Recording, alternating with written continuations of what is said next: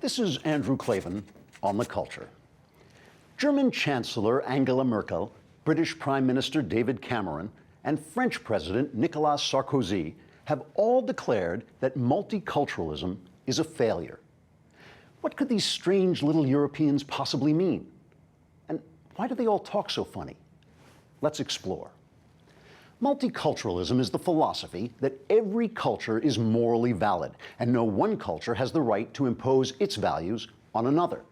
Thus, if someone escapes their hellhole of a country and comes to your country to enjoy its freedoms, they shouldn't be forced to learn and accept the principles and customs on which those freedoms stand, but should instead be allowed to retain the charming native language, religion, and manners that turned their country into a hellhole in the first place.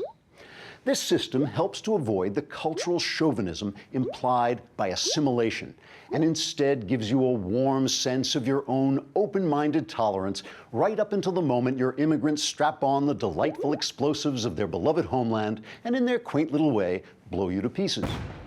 From broad-minded ancient writers like Herodotus, through canny conquerors like Alexander the Great and Augustus Caesar, to the all-embracing genius of Jesus Christ, tolerant acceptance of different cultures has evolved into a central Western value.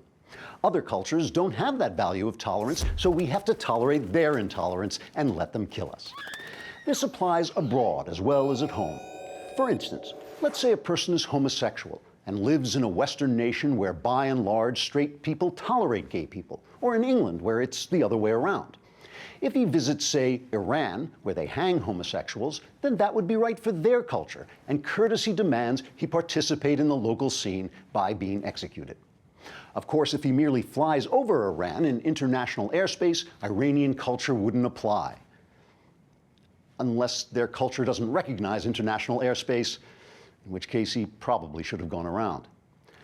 Multiculturalism is based on the equally sound philosophy of moral relativism, which holds that nothing is absolutely right or wrong, except that nothing is absolutely right or wrong. As Shakespeare put it, there is nothing either good or bad, but thinking makes it so.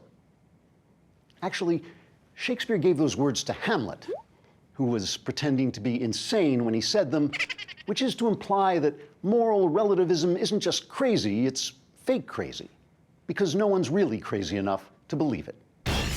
So perhaps now we've begun to understand. This is Andrew Klavan on the culture.